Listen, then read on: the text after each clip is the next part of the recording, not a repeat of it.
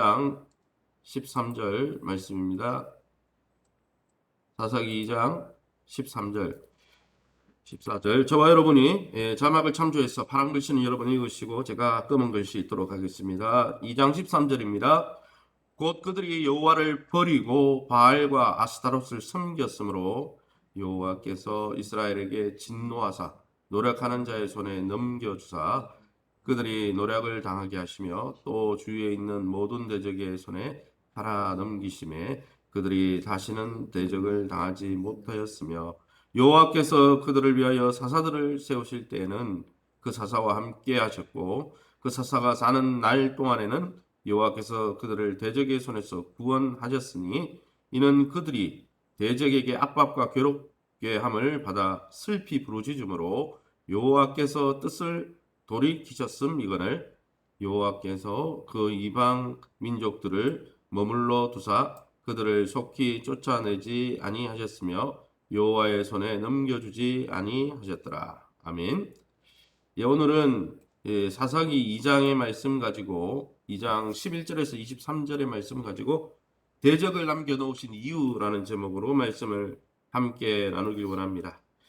본문에는 사사기 전체에 아주 반복되는 주제가 나타나죠. 그것이 무엇입니까? 이스라엘이 타락하고 하나님 앞에 범죄함으로 하나님이 진노하시고 결국 그 진노한 가운데 고난 때문에 하나님 앞에 부르짖으니까 하나님이 그 언약을 기억해서 구원자 사사를 보내주시고 또 그 구원을 경험한 이스라엘 백성이 화장실 들어갈 때와 나올 때가 다르다고 또 잘 되니까 또 하나님을 떠나서 타락하고 이렇게 영적 악순환이 계속 반복되는 것을 이상에서 발견할 수 있습니다.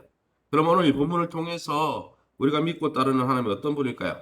11절에서 15절에 나오는 대로 우리 사사기 2장 11절에 15절에 나오는 대로 하나님이 아끼시는 백성이라도 하나님을 버리고 이방신들을 섬기면 분명히 무섭게 징계하시고 채찍을 드신다는 거예요. 13절에 곧 그들이 이스라엘 백성이 여호와를 버리고 바알과 아스타롯을 섬겼으므로 여호와께서 14절에 이스라엘에게 진노하셨다라고 말씀하고 계십니다. 하나님의 징계는 자기 백성을 적들의 손에 넘겨주심으로 적들이 이 이스라엘 백성을 이기게 하는 결국은 원수와 싸워서 질 수밖에 없는 상황으로 몰아가시는 것입니다. 여호수아 시대에는 하나님의 백성들이 믿고 순종하고 기뻐 순종할 때에는 하나님의 말씀에 순종하는 자들과 함께 임마누엘 주셔서 적들의 간담이 서늘하게 하셨지만은 지금은 오히려 적들의 약탈로 인해서 하나님의 백성이 이 세상의 두려움에 휩싸이게 되었다는 것이죠. 사랑하는 성도 여러분, 오늘날도 이 세상의 불신 세력을 통해 믿는 자들을 징계하시는 하나님의 방법을 우리는 주의 깊게 살피고 왜 그것이 우리의 삶 속에 들어왔는지 하나님 분명히 살아계시고 우리를 사랑하시는데 왜 우리의 삶 속에 고난이 있는지 만약 그 고난이 하나님과의 관계가 바르지 못해서 그 죄악에서 비롯된 것이라면 회개하고 죄에서 떠나는 것이 여러분 우리가 형통한 길이라는 사실을 깨닫고 날마다 우리 자신을 돌아볼 수 있기를 예수님 이름으로 축원합니다. 오늘 본문 18절에 계속해서 이렇게 말씀합니다. 여호와께서 그들을 위하여 사사를 세우실 때에는 그 사사와 함께 하셨고 그 사사가 사는 날 동안에는 여호와께서 그들을 대적의 손에서 구원하셨으므로 이는 그들이 대적에게 압박과 괴롭게 함을 받아 슬피 부르짖음으로 여호와께서 뜻을 돌이키셨다라고 말씀하고 있습니다. 즉 여러분 이스라엘 백성이 범죄하고 그 범죄 때문에 하나님이 함께하지 않았습니다. 함께하지 않으니까 세상 가운데 고난을 당하는 거예요. 핍박을 당하는 거예요.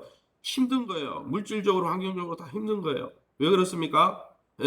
하나님을 범죄했는데 하나님 범죄하니까 하나님 함께하지 않으니까 하나님의 축복이 삶 속에 임하지 않는 것이죠. 그런데 여러분 사사시대에 다 잘못하고 다 그릇되었지만은 이 사사시대 이스라엘 백성이 하나 잘한 것은 뭐냐면 고난이 올 때 어떻게 했습니까? 18절 하반절에 그 고난 때문에 하나님 앞에 슬피 부르짖었다는 거예요. 이거 하나는 잘했어요. 다른 것은 다 잘못했죠. 이렇게 자기 백성이 고난 가운데 슬피 부르짖을 때 하나님이 그들의 신음소리를 외면하신 것이 아니라 분명히 그 신음소리가 정상적인 회개는 아닙니다. 그냥 고통 때문에 부르짖은 거예요. 그러나 하나님이 그 부르짖음을 들으시고 사사를 세워 구원하셨다는 거예요. 이는 백성들이 금식하고 눈물 기도해가지고 하나님의 마음을 백성들의 눈물을 통해서 하나님의 마음이 감동했기 때문이 아닙니다. 여러분, 우리가 금식 기도하고 할 수 있어요. 눈물 흘리며 기도할 수 있죠. 그러나 그 눈물과 금식 때문에 하나님의 마음이 감동돼서 움직이는 게 아니에요. 그러기에는 우리의 죄악이 너무 크죠.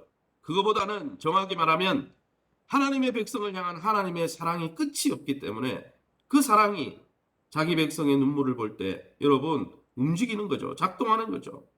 여러분, 그것은 자녀를 키우는 부모가 그렇지 않습니까?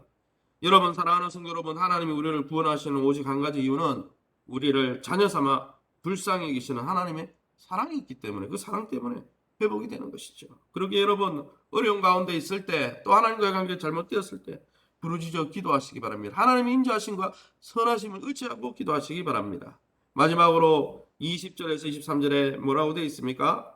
오늘 본문에 보면 23절에 제가 읽어보겠습니다. 여호와께서 그 이방 민족들을 머물러 두사 그들을 속히 쫓아내지 아니하셨으며 여호수아의 손에 넘겨주지 아니하셨더라. 과거 이야기를 하죠. 하나님은 이스라엘 백성 가운데 적들을 남겨두셨다 했습니다. 여호수아 시대에 다 멸할 수도 있잖아요. 그런데 여러분, 이스라엘 백성이 여호수아 시대에 다 점령하지 못하고 그 대적들을 남겨두셔서 이스라엘 백성이 완전하게 안식하지 못했다는 거예요. 쉼을 얻지 못했다는 거예요.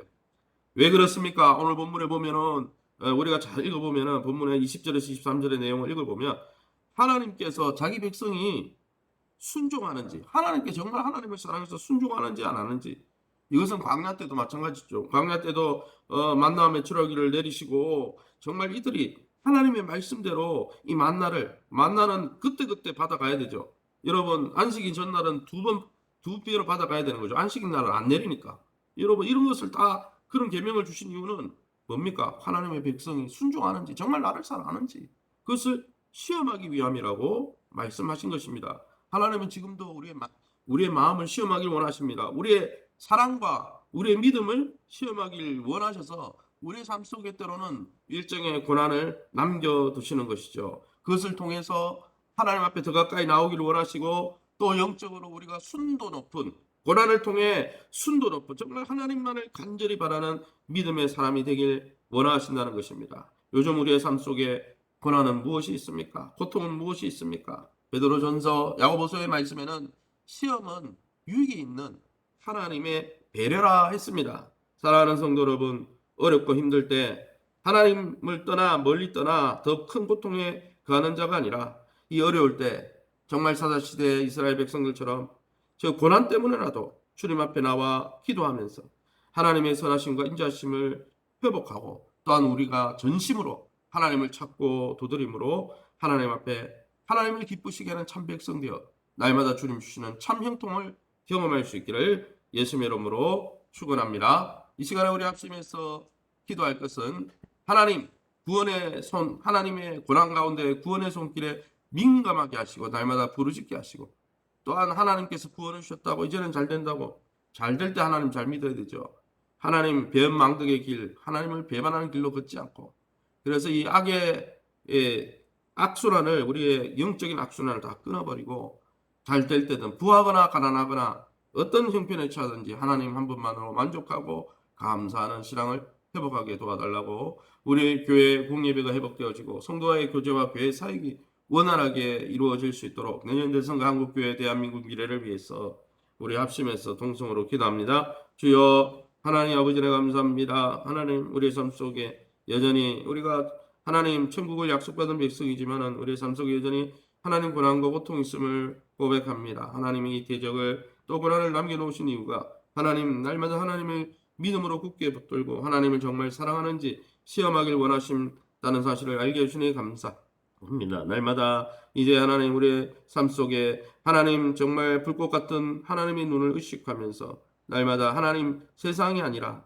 이제는 하나님을 섬기는 자가 되게 하여 주시고, 육신과 세상을 쫓는 자가 아니라 이제는 성령 안에서 하나님을 섬기는 자가 되었으니 날마다 하나님을 기쁘시게 하는 그릇 되어질 수 있도록 인도하여 주시되, 하나님의 충성스러운 신실한 사랑처럼 우리도 하나님 앞에 신실한 모습으로 주님을 섬겨갈 수 있도록 인도하여 주시옵소서. 우리에게 지혜와 계시의 영을 부어 주시오며, 특별히 고통 가운데 부르짖는 우리 귀한 성도들 하나님의 선하심과 인자하심 가운데 우리의 열심 때문이 아니라 하나님의 선하심 때문에 주님의 인자하심 때문에 우리를 긍휼히 여겨 주시며 그 어려움과 고통 가운데서 건져 주시기 원합니다. 날마다 주님의 사랑 가운데 깊이 뿌리를 박아 믿음으로 달려가게 도와주시고 부하거나 가난하거나 언제 어디서든지 하나님 한 분만으로 감사하며 만족하며 자족의 일체의 비결을 배워 하나님 내게 능력 주신 자 안에서 날마다 모든 것을 감당할 수 있다고 믿음으로 고백하며 믿음 가운데 살아갈 수 있도록 인도하여 주옵소서.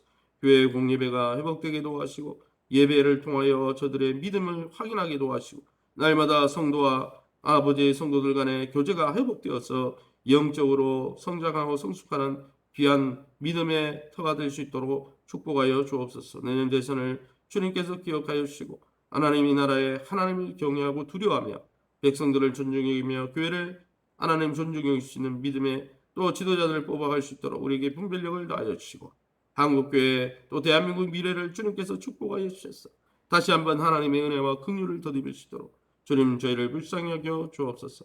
이 새벽에 저희 보좌 앞에 나와 기도하는 성도님들 저들의 약속의 말씀 붙들고 믿음으로 기도할 수 있도록 풍성한 믿음 더하여 주시고 하나님 저들의 하나님 믿음을 따라 또 하나님의 선하신 방법으로 하나님의 선하심과 인자심을 경험할 수 있도록 긍휼히 여겨 주시옵소서. 감사하며 예수 이름으로 기도합니다. 아멘. 하늘에 계신 우리 아버지여 이름이 거룩히 여김을 받으시오며 나라의 마옵시며 뜻이 하늘에서 이룬 것 같이 땅에서도 이루어지이다. 오늘날 우리에게 일용할 양식을 주옵시고 우리가 우리에게 죄 지은 자를 사하여 준 것 같이 우리 죄를 사하여 주옵시고 우리를 시험에 들게 하지 마옵시고 다만 악에서 구하옵소서. 대개 나라와 군생강이 아버지께 영원히 있사옵나이다. 아멘. 여러분 위해서 기도하실 때 오늘은 금요 성령 예배가 금요일 8시 30분에 있습니다. 오늘 예배를 통해서 하나님 은혜를 부어달라고 특별히 주일을 우리가 잘 또 준비해서 이번 주 11월 첫째 주일인데 지난주에 또 그래도 많이 오셨지만 또 나오지 못한 분들도 많이 있습니다.